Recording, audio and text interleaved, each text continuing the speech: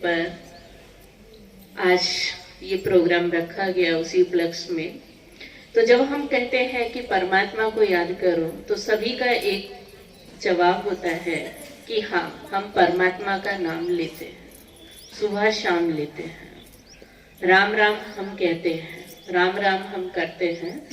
तो इसी पर ही है, कहते हैं कि एक बार की बात है, तो एक पंडित जी रानी के यहाँ पर कथा सुनाते थे और कथा सुनाने के बाद कहते थे कि राम राम कहेंगे तो बंधन छूटेंगे, राम राम कहेंगे तो बंधन छूटेंगे। तोता लास्ट में कहता कि हे मूर्ख पंडित, तू क्यों झूठ बोलता है, राम राम कहने से कोई भी बंधन नहीं छूटते। अब रोज पंडित सुनते थे, लास्ट में तो को होता था, लेकिन उसका भी एक नियम था कि रानी को कथा सुनानी है। लेकिन जब वो ज्यादा डिस्टर्ब हो गए तो वो अपने गुरु के पास गए और गुरु को ये सारी बात बताई कि एक तोता है, जब मैं कथा पूरी करता हूँ तो वो कहता है कि राम राम कहने से कुछ भी नहीं होता है। तो जो गुरु थे वो तोता के पास आते हैं, तोते से पूछते हैं कि आप ऐसा क्यों कहते हो। तो तोता कहता है, सुनो, मैं पहले आकाश में उड़ता रहता था, लेकिन जब मैं एक जंगल में गया तो वहां संत के द्वारा प्रवचन चल रहा था और उसमें भी था कि राम राम कहो तो पार हो जाएंगे, बंधन छूट जाएंगे।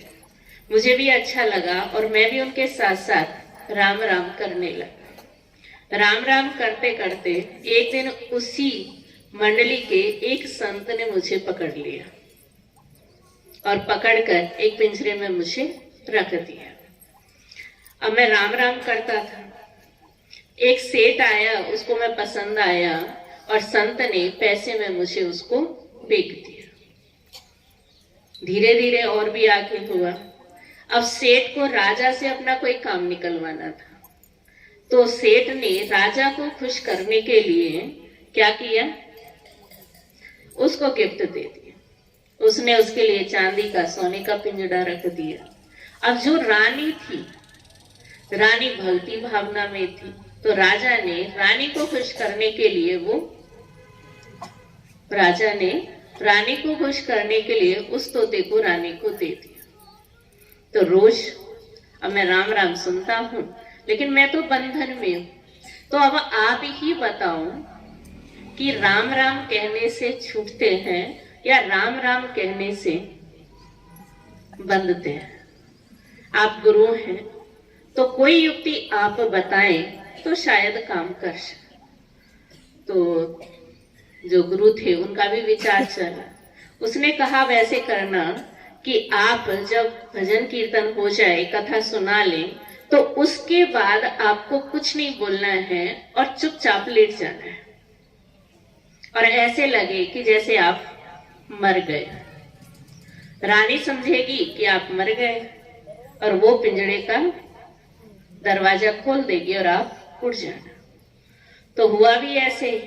अगले दिन कथा समाप्त हुई, तोते ने कुछ नहीं बोला और वो चुपचाप लेट गया, थोड़ा भी हिला डुला नहीं। और जैसे ही रानी ने पिंजड़ा खोला, समझा यही कि ये मर गया और वह हवा में उड़ गया। लेकिन उड़ते उड़ते क्या बोला कि गुरु की मत मिले तो बंधन छूटे, गुरु की मत मिले तो बंधन छूटे।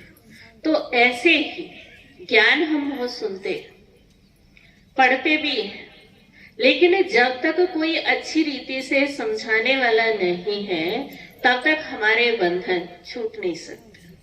तो आज परमात्मा, शिव परमात्मा, शिव बाबा इस धरा पर आकर पिछले 87 वर्षों से यही शिक्षाएं हमें दे रहे हैं, क्योंकि वो पिता तो है ही, लेकिन पिता के साथ टीचर भी है, साथ में वो सतगुरु भी है।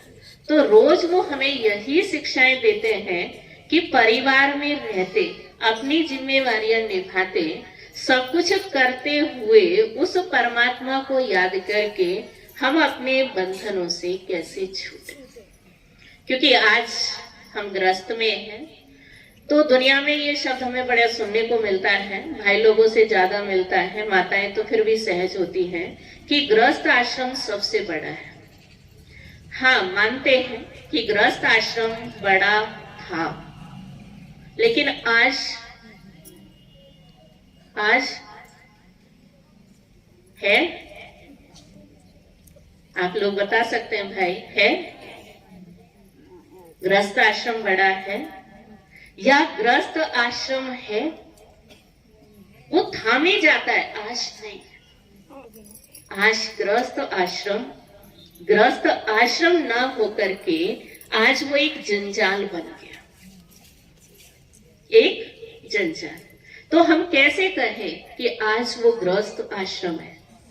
क्योंकि गृहस्थ आश्रम, गृहस्थ माना जहां पर अच्छे विचार हो, आश्रम माना जहां शुद्धता हो, शांति हो, पवित्रता हो।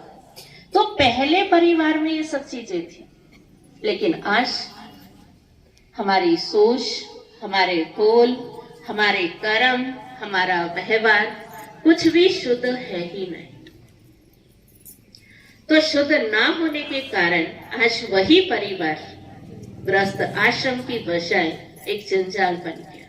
तो अब अगर उस जंजाल को हमें फिर से घर को आश्रम बनाना है, जंजाल से छूटना है या उसको खत्म करना है, तो परमात्मा जो हमें ये शिक्षाएं देते हैं, जो प्रजापिता ब्रह्मा कुमारी ईश्वरीय विश्वविद्यालय के अंदर सिखाई जाती है, शिव बाबा ने बागपुर के अंदर भी आश्रम खुला हुआ है, तो वहां ये शिक्षाएं मिलती हैं कि कैसे हम अपने जीवन को उच्च बनाए, कैसे जीवन की बुराइयों को, विकारों को जो हम सुनते आ रहे हैं, उनको कैसे खत्म करें। वो शिक्षाएं सतगुरु के रूप से हमें मिलती हैं। तो आप अगर अपने जीवन को वाकई श्रेष्ठ बनाना चाहते हैं, गृहस्थ को आश्रम बनाना चाहते हैं, तो आप आश्रम पे जाएं, वहां जाकर 7 दिन का कोर्स लें और उस कोर्स के अंदर जाने कि परमात्मा कैसे हम बच्चों को इस धरा पर आकर ज्ञान देते हैं, कैसे आज वो अपने वचनों के द्वारा, ज्ञान के द्वारा हमें रोज आशीर्वाद देते हैं, वरदान देते हैं, हमारे जीवन के अंदर हमें शांत में कैसे रहे वो शिक्षाएं देते हैं, उसको हम धारण करें। तो यही हमारी शुभ भावनाएं, शुभकामनाएं आप सबके प्रति हैं। इसी के साथ आप सबको पुनः शिव जयंती की बहुत बहुत मुबारक हो, मुबारक हो, मुबारक।